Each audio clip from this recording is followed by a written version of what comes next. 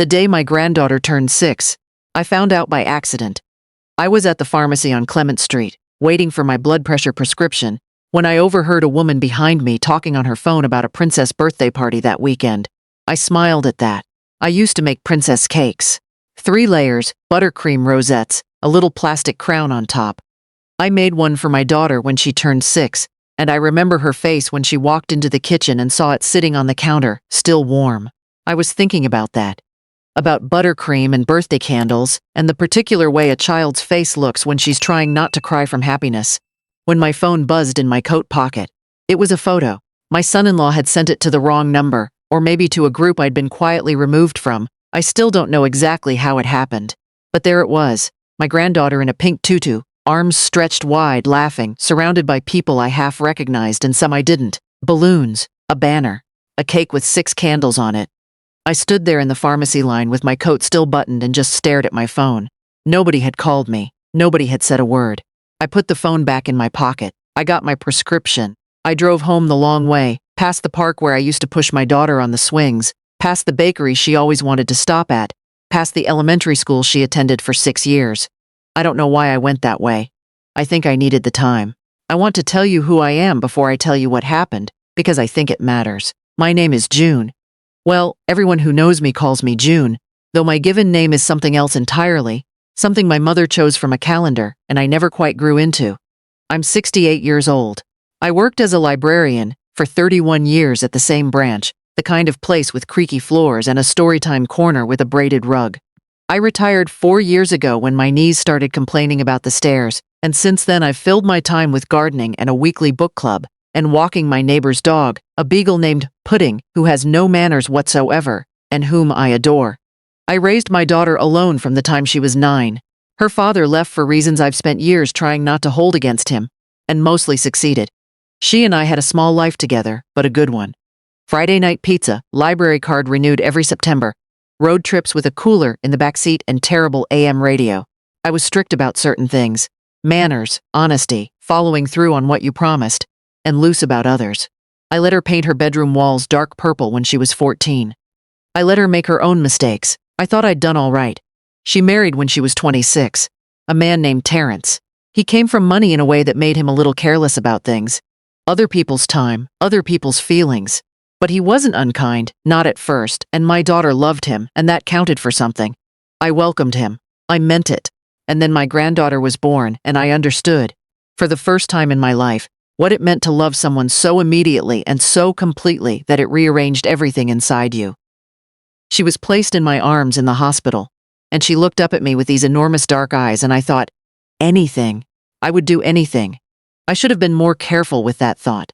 The requests started slowly, the way these things tend to. A few months after the baby arrived, my daughter called and said they were struggling to cover the cost of childcare. Terrence's hours had been cut. Could I help out? Of course, I said, without hesitating.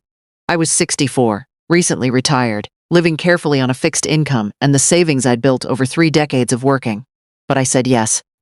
I started watching my granddaughter 3 days a week, full days, 7 in the morning, until Terrence picked her up, sometimes 6 or 7 at night. I didn't ask for anything in return. That wasn't why I was doing it. I'm not going to pretend those days weren't some of the best of my life. My granddaughter and I read every picture book in my collection twice over.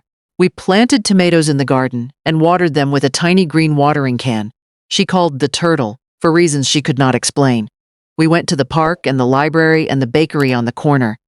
And we had a whole language between us, the private language of a child and the person she trusts most. But my daughter's calls started to carry a different weight. Mom, Terrence's car needs new brakes. You know how tight things are right now. Mom, we found a preschool, a really good one. But the waiting list fee is $300 and we just don't have it this month.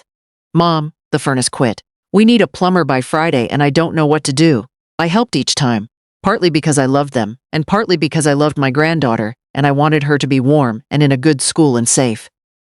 I didn't add it up. I should have, but I didn't. Things shifted after Terrence got a new job. A good one. I know it was good because my daughter mentioned it the way she mentioned things she was proud of, with a little brightness at the edge of her voice. The money requests stopped for a while. I was glad. I thought we'd turned a corner. But then the invitations stopped too. It happened the way a tide goes out. so gradually you don't notice until you're standing on dry sand wondering where the water went. I started hearing about dinners after they'd happened. I'd see a photo on my daughter's social page. Terrence's family gathered around a table, my daughter laughing, my granddaughter in a party dress, and I'd realize there had been an occasion and I hadn't known about it. The first time I asked, my daughter said it had been last minute, very casual. I wouldn't have wanted to drive all the way out there. The second time, she said they'd thought I was busy. The third time, she didn't really answer.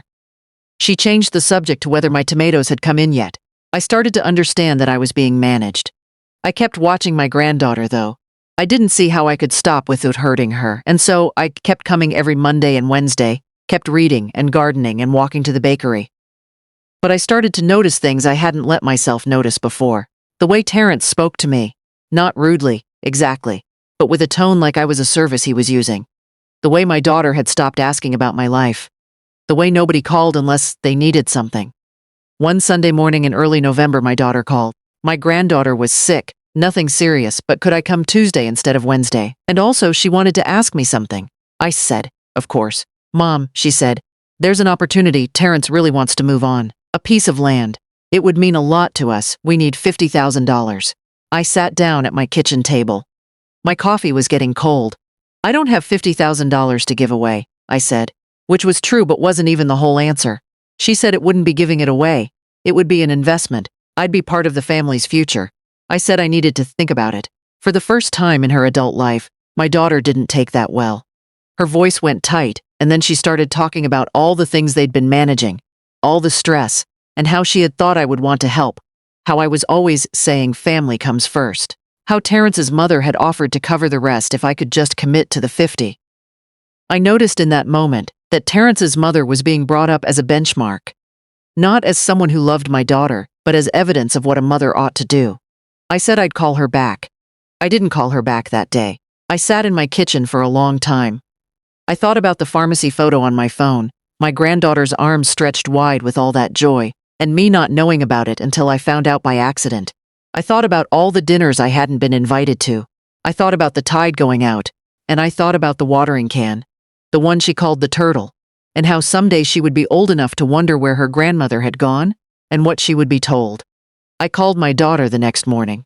No, I said, I'm not able to do that. The silence on the other end of the phone was a particular kind of silence. The kind that means something is being decided. She said, okay, I think we just need some space for a while. I said, what does that mean? She said she thought it might be good for everyone if I didn't come for Tuesday or Wednesday, that they were going to take some time as a family unit to reassess priorities. Family unit. I heard the phrase and understood it clearly. I was not in the unit. I said, what about my granddaughter? She said my granddaughter would be fine. I didn't argue. I don't know if that was the right choice, but it's the one I made. I said all right. I hung up. I sat in the kitchen with my cold coffee and the November light coming through the window, and I felt something settle in me, some decision that I hadn't consciously reached but that was already finished. 3 weeks went by. No call. I sent my granddaughter a little package, a book about a bear who plants a garden and the seeds that don't grow until spring, and a packet of wildflower seeds with a note that said, save these for when the ground is ready. I don't know if she got it. Nobody acknowledged it. My daughter texted once in the second week to ask if I had a copy of the document from when her father and I sold the house in 2004. That was the extent of our contact. I went to see someone during that time. A woman I'd heard about through my book club, a financial advisor named Mrs. O.C. Sharp woman, older than me by 10 years, with reading glasses on a beaded chain and a habit of going very quiet before she said anything important. I laid it all out for her, the childcare, the money I'd given over 3 years, the $50,000 they'd asked for, the way I'd drifted gradually to the outside of my own family. She went quiet for a moment and then she asked, who holds power of attorney for your medical decisions? No one, I said. Good, she said. Keep it that way for now. And then she said something I've turned over many times since. The question isn't whether you love them. The question is whether the arrangements you've made actually reflect your own life and your own future. I had made some arrangements that did not. My savings account had my daughter listed as a joint account holder, something we'd set up years ago during a health scare for practicality. My will hadn't been updated since before my granddaughter was born and left almost everything in a structure that no longer made sense. I had not thought carefully about what I actually wanted. because I had been thinking for years about what everyone else needed. I started meeting with a lawyer, a man named Clifton Abbott, patient, no nonsense, the kind of person who lets you finish your sentences. Over 3 appointments, I restructured things. I set up a separate account that only I could access and moved my savings there. I updated my will. I established a small education trust, separate from everything else, specifically for my granddaughter, because I still wanted her to have something from me, and because I wanted it to be mine to give on my own terms. I did not tell my daughter any of this. Not because I wanted to punish her. I want to be clear about that. I wasn't acting out of anger, or maybe I was, a little, but that wasn't the whole of it. I was acting because I finally understood that love is not the same thing as availability. That helping people who matter to you is not the same as having no edges. It was February when my daughter called again. Almost 3 months after we need some space. Her voice was lighter than I expected. Like she was picking up on conversation that had paused, not ended. She said they'd had a busy fall. Things had been stressful. She hoped I wasn't upset. She asked about putting the beagle. She asked if my tomatoes had survived the frost, and then softly she said, "We've been thinking it might be nice if you came for Sunday dinner." I said, "I'd like that." And I meant it. I did want to see her. I wanted to see my granddaughter. Some part of me had been counting the weeks. I want to tell you that Sunday dinner was everything it should have been. It was nice. My granddaughter ran to me at the door and grabbed my hand and dragged me to her room to show me a drawing she'd made of a garden with enormous tomatoes in it. We had pot roast. Terrence was civil. My daughter laughed a few times, genuinely, and for a few hours I let myself feel like perhaps things could be different. But near the end of the evening, while my granddaughter was in the bath and Terrence was in the other room, my daughter came and sat across from me at the kitchen table. She turned her coffee cup in her hands. She said, "Mom, we're still trying to figure out the land thing. If there were any way." I put my hand up, not rudely, just clearly. I said, "That's not something I'm going to do." She looked at me for a moment. I said, "I love you. I love coming here, and I love having dinner with you, and I love that little girl to a degree I can't even explain. And I would like to be part of your lives in a real way, not a useful way. Those are 2 different things, and I would like us to figure out the difference together." She didn't answer right away. She turned her coffee cup again. I said, "I'm not going anywhere. I'm not disappearing. But I'm also not the same person I was, say, 6 months ago, and I think that's probably good for both of us." My daughter looked at the table. Then she looked up at me. She said, "I know I haven't been. I know things got." She stopped, started again. She said, "I'm sorry about the birthday party. That wasn't fair." I nodded. I looked at my hands. I said, "No, it wasn't." We sat there for a while in the kitchen, the water running in the bathroom down the hall, the ordinary sounds of a house at the end of the day. I didn't pretend everything was fixed. I don't think she did either. But my granddaughter came running in then with wet hair and her pajamas on backward, demanding that I stay for one more book. Just one. The one about the bear in the garden. Had I brought it? I said I hadn't brought it, but I knew it by heart. She climbed into my lap right there at the kitchen table and said, "Okay, then say it." And I did. I said the whole thing from memory, bear and seeds and the long wait and the spring arriving finally when you thought it never would. My daughter sat across from us and listened. "There are things I still don't know how this will go. I don't know if Terrence will ever look at me as a person rather than a resource. I don't know if my daughter has fully understood what she was doing, or whether she'll understand it more over time. I don't know whether the education trust I set up for my granddaughter will ever become relevant, or whether she'll someday sit at her own kitchen table with her own child and wonder why things with family are so complicated. What I know is this: I have a life. I had it before any of this started, and I have it still. The garden, the book club, putting the beagle with his terrible manners and his warm head resting on my foot in the evenings. The library branch where I know every squeaky stair. The long walk home the way I don't usually go. I am 68 years old, and I have learned, later than I would have liked, that the most loving thing I can do, for my daughter, for my granddaughter, for myself, is to know where I begin and end. Not to be a wall, just to be a person. A full one, with edges and preferences and the right to decide what I give and when. That, it turns out, is not something anyone can take from you. You have to hand it over yourself.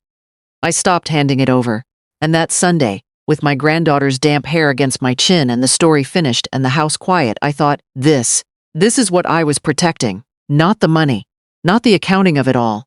This small warm weight, and the right to be here for it. That's what I was protecting all along.